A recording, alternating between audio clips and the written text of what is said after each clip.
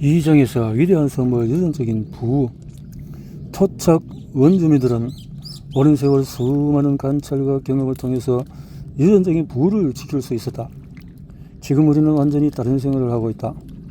대지는 점점 힘을 잃어가고 있고 동물은 열악한 환경에서 사육되고 있고 해로운 기름이 주방과 식탁을 점령해버렸다.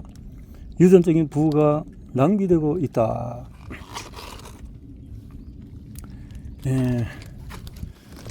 영양학의 찰스 다윈, 웨스턴 프라이스.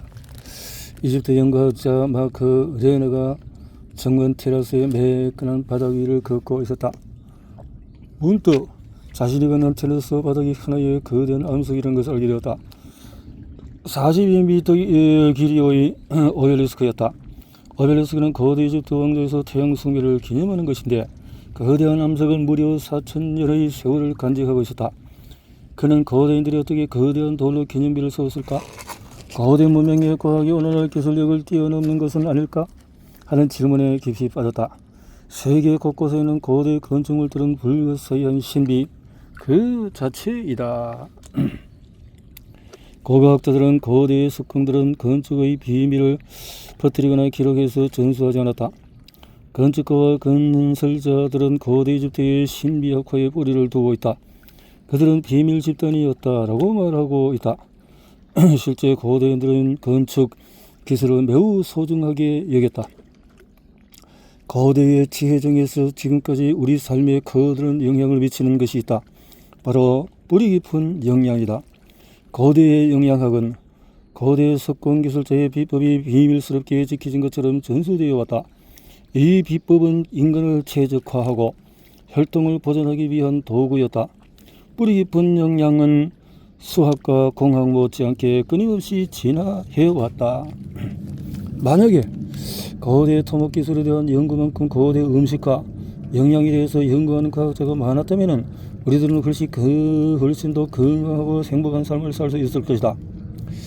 여성이 역사책을 많이 썼더라면 초등학생들이 지금까지 왕들의 전투 기록을 배우지 않았을 것이다.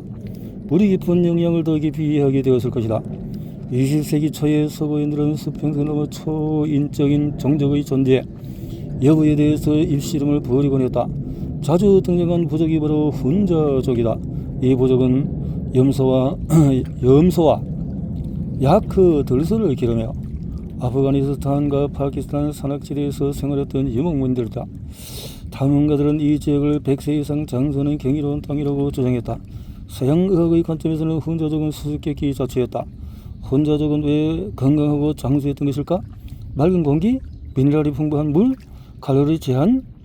서구의 영민한 장사꾼들은 건강과 장수의 비밀보다도 히말라야안이라는 단어에 관심을 보였다. 이들은 이 단어가 돈이 될 것이라는 것을 직감했다. 장사꾼들은 히말라야안을 탄산소병에 인쇄했고 신비의 단어는 날개도 친 듯이 팔렸다. 자본주의의 본능은 휴일이 없다. 오하이오주 클리블랜드 출신의 한 유능한 치과의사는 장사꾼들이 내팽개친 질문을 다시 던졌다. 고산지역 사람들은 왜 건강하고 미국 사람들은 왜 건강하지 않은가? 그는 건강과 장수 비밀을 찾고 싶었다. 이 남성의 이름은 웨스턴 프라이스 박사이다. 그가 강렬한 열망을 품게 된 이유는 치과 감염으로 사랑하는 아들을 잃었기 때문이었다. 그는 현대인들이 앓고 있는 충치, 신체 퇴화, 치아 기형과 같은 몸의 퇴화 현상에 주목했다. 왜 인간만이 유독 신체적인 결점을 안고 살아야 하는지 궁금했다. 그는 오랜 연구와 조사를 통해서 환자들의 안면 기형이 영양의 불균형으로 인해서 발생한다는 사실을 깨달았다. 치아 기형이 생기는 것은 혼혈, 불운 그리고 먹이 때문이 아니었다. 거기에는 더욱 타당한 이유가 있었다. 프라이스 박사는 실증적인 연구를 통해서 인간의 질병이 필수 영양소의 결핍이 있다는 것을 확신했다. 그는 확신의 증거들을 세계 곳곳에 존재하는 건강한 사람들로부터 찾고자 했다. 그는 행동하는 의사이며 용기 있는 모험가였다. 세계 곳곳에 있는 토착 원주민들이 무엇을 먹고 사는지 조사할 예정이었다. 계획은 단순하고 명확했다. 사람들의 입안을 들여다보고 충치의 개수를 세는 것, 충치가 가장 적고 치열이 가장 고른 집단을 찾아야 했다. 그는 오랜 치과 치료의 경험을 통해서 치아 상태가 한 사람의 건강 상태를 대변할 수 있다고 확신했다. 실제 프라이스 박사의 확신은 훗날 후배들의 후속 연구로 증명되었다. 정치에게서는 건강을 측정하는 객관적인 척도로 쓰일 수가 있다. 아유, 나는 이빨이 다 빠져서 임플란트도 다 못하고 있는데 말이죠. 그는 세계 여행에 필요한 촬영 장비와 치과 기구를 풀 세트로 준비했다. 내셔널 지오그래픽에 출연했던 탐험 전문가 윌러드 드밀 프라이스도 함께 동행했다. 그는 프라이스 박사의 조카였다. 윌러드는 이 중년 남자의 역사적인 탐험 성공할 수 있도록 아낌없는 조언을 나누었다. 프라이스 박사는 역사적인 기록이자 불의의 작품을 남기게 되는데 바로 영양과 신체적인 퇴화라는 역작이 탄생했다. 탐험의 결과는 그의 확신을 증명했다. 그는 옳았다. 토착 원주민들은 충치가 전혀 없었으며 건강 상태도 매우 양호했다.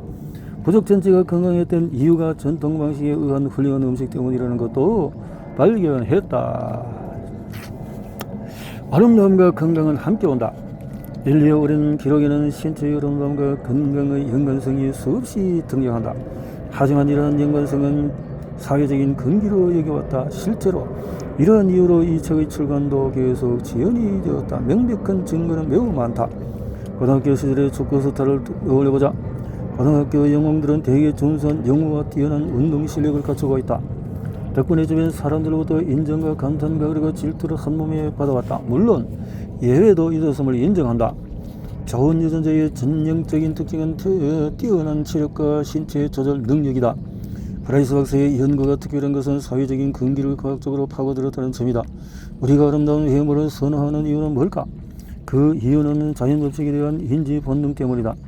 매력적이지 않은 외모를 가진 사람들은 더 많은 건강 문제가 발생하는 경향이 있다.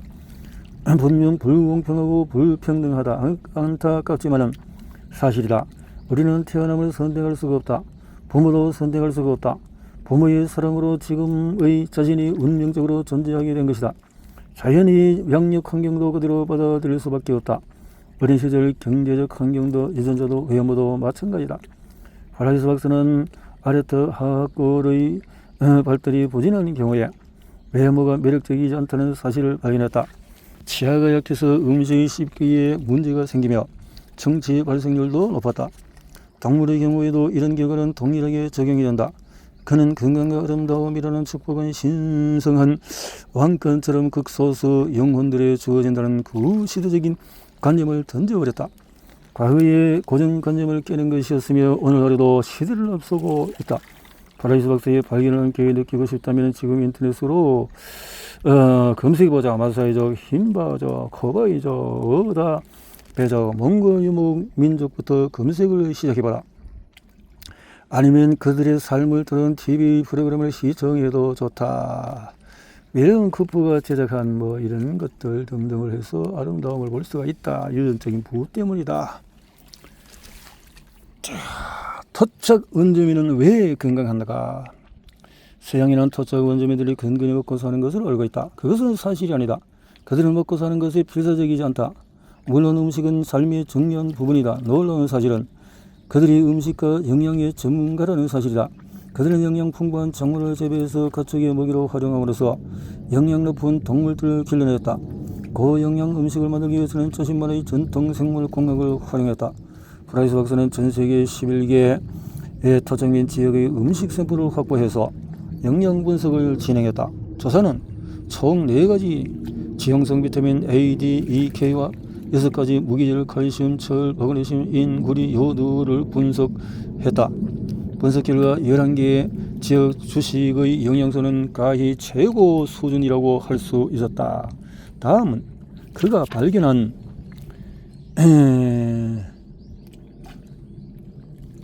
내용인데, 모든 토착 원주민의 식단은 현대 식단에 비해서 무기질이 4배에 달했다. 반면에 우리가 주로 먹는 밀가루, 설탕, 백미, 통조림, 씨앗, 기름 등의 식품 영양소는 모두 최소 권장량을 채우지 못한다. 다시 말해서 에스키모 원주민들이 먹는 음식에는 백인이 먹는 가공 음식보다도 요오드는 8.8배, 마그네슘은 7.9배, 칼슘은 5.4배, 인은 5배, 철은 1.5배, 구리는 1.5배 많았다. 브라이스 박사의 연구 결과 원주민 식단에는 서구 식단보다도 지용성 비타민이 10배 이상, 무기질은 최고 50배가 많았다. 과거라고 불리던 사람들의 전통 식단이 진부한 서구 사람들의 음식보다 가치가 높았다. 그가 제시한 영양학의 기준은 현대 영양학보다도 우수하다. 60년이 지난 브라이스 박사의 자료가 지금보다 더 우수한 이유는 뭘까? 가장 큰 이유는 지금 영양학이 개선해야 할 점이 많기 때문이다. 오늘날 영양학에서 말하는 일일 권장량의 결정 과정을 들여다보자 보면 실수를 금할 수가 없다. 예를 들어 한 살 미만 유아의 비타민 B 일일 권장량은 하루에 0.1mg. 이는 단지 19명에게 채취한 모유속의 평균 비타민 B 함유량을 기준한 것이다. 우리는 출근길에 허겁지겁 음식을 입에 넣고 삼키는 것에 익숙해져 있다. 스코틀랜드의 섬 지역의 토종인들은 집을 지을 때에 황야에 무성하게 자란 풀을 이용했고 그들은 지프로 처가지붕을 만들었는데 굴뚝이 없었다. 처가지붕의 지프를 느슨하게 엮었다. 내부에서 음식을 조리하면 연기가 처가지붕 그대로 통과했다. 처가지붕은 겨울에 무게질로 가득한 채가 차곡차곡 쌓여나갔고 이 처가지붕의 짚은 길이 같은 농작물의 훌륭한 비료로 사용이 되었다. 도착 원주민들에게 계리는 아주 풍부한 무기질 공급원이었다. 최고의 음식 중에 하나는 무기질이 풍부한 오트밀과 비타민이 풍부한 대구간을 대구 머리에 채워 넣어서 만든 요리였다. 멜라네시아 부족민들은 돼지를 질퍽거리는 산악지형에 놓아 길렀다. 숲을 개척하기 위해서 돼지를 야생에 불어넣은 것이다. 얼마 후에 돼지의 개체의 수는 급속히 늘어났다. 부족민들은 돼지를 잡아서 코부터 꼬리까지 모든 부위를 먹었다. 멜라네시아의 또 다른 별명은 코코넛 개다. 무시무시한 집게발로 나무에서 코코넛을 자르기 때문에 붙여진 이름이다. 원주민들은 날카로운 집게발을 쳐든 개들이 코코넛 나무에 내려올 시기에 미리 나무 줄기 4-5m 높이의 풀로 띠를 만들어 놓았다. 코코넛 개는 나무에서 내려오면서 풀로 만든 띠를 땅으로 착각해서 집게발로 잡고 있던 코코넛을 바닥으로 던지고 자신도 떨어졌다. 개잡기가 누워서 떡 먹기다. 원주민들은 코코넛 개를 바로 먹지 않았다. 며칠 동안 코코넛 개를 저장창고에 집어넣고 코코넛을 마음껏 먹였다. 코코넛 개들은 시간이 흐른 뒤에 영양이 풍부한 음식으로 변화되었다. 이렇게 실컷 먹여주고 또 사람이 그것을 또 식사하고. 우리는 풍요 속의 영양 결핍에 빠져 있다. 브라이스 박사는 지구 반대편 북아프리카 마사이족을 찾아갔다. 마사이족은 세계에서 가장 강인한 부족으로 알려져 있기도 했다. 남녀 평균 신장이 177cm, 남성들은 190cm를 넘는 경우가 흔했고 사제를 사냥하는 혁명한 부족으로 유명했다. 마사이족은 소를 키우는 목적으로 생계를 유지했고 소를 키우는 목적은 주로 젖과 피를 얻기 위해서였다. 그들은 영양가 높은 음식을 생산하기 위해서 10년을 학습했다. 시기별로 날씨에 대한 정보, 좋은 목초지를 선택하는 법, 우수한 소의 혈통을 골라서 번식시키는 법, 고통 없이 소의 피를 뽑는 기술 등을 총망라했다. 마사이족은 과일과 곡물을 거의 먹지 않았다. 과일과 곡물은 노인들이 가끔 먹는 음식이었다. 마사이족의 주식은 생우유였다. 최근의 연구에 따르면 마사이족 우유는 저온 살균 우유보다도 뇌를 구성하는 인지질이 무려 5배나 많이 함유되어 있다. 우유 생산량이 낮은 근기에는 우유에 소의 피를 첨가했다. 토착 원주민들이 생산한 건강한 음식의 최종적인 수혜자는 바로 다음 세대들이었다. 그들의 전통 문화는 영양의 과학이었다. 우리 깊은 영양을 잠시 살펴보면 다음과 같다. 토착 원주민들이 우선하는 것은 미래 계획을 계획하는 행위였다. 세계 곳곳의 전통 문화는 여성의 임신 전, 임신 중, 또 수유 그리고 임신을 위해서 특별한 음식을 준비했다. 결혼식을 앞둔 예비 신랑의 식단도 마찬가지. 이 모든 것은 미래의 아기를 위한 배려였다. 미국 원주민 보호구역에 거주하는 블랙풋 부족 여성들은 선선을 위해서 임신 전과 임신 중에 버팔로의 창자와 생선알을 즐겨 먹었다. 아이를 통해서 지용성 비타민과 오메가3 섭취량을 높였다. 무기질 함유량을 높이기 위해서 특별한 곡식도 포함했다. 마사이족의 결혼을 앞둔 남녀에게 영양이 풍부한 우기의 생우유를 몇 달 동안 마시게 했다. 피지산 주민들은 특별한 새우를 잡기 위해서 먼 바다까지 가서 사냥했다. 부조업 간섭에 따르면 완벽한 아이를 낳는 데 새우가 특히 효과적이라고 했다. 다른 사례를 보면 음식을 통한 영양 강화가 임신을 위한 것만은 아니다. 그들은 만삭이 되어서 태어난 아이와 그렇지 못한 아이의 차이점도 이해하고 있었다. 나일강의 삼각조 일부 지역의 흙은 여우도가 너무 적어서 산모가 갑상선종에 걸리거나 기형아를 출산할 위험도 있었다. 이러한 질병의 해결책으로 콩고의 부족들은 불의옥잠 불을 태운 쟤를 먹었다. 이 쟤에는 여우도가 풍부해서 갑상선종과 기형아 출산을 예방했다. 뿌리 깊은 영양은 지금까지도 일상생활을 좌우한다. 원주민들은 오랜 세월 수많은 연구와 경험을 통해서 거친 세상에서 살아남을 수 있는 유전적인 부를 지킬 수가 있었다. 고고학자들이 고대 건축물에 쏟는 열정만큼 의학계가 건강한 인체 형성과 유지할 방법을 연구했다면 지금의 식단은 상당히 달라졌을 것이다. 그렇네요. 이제 그렇군요.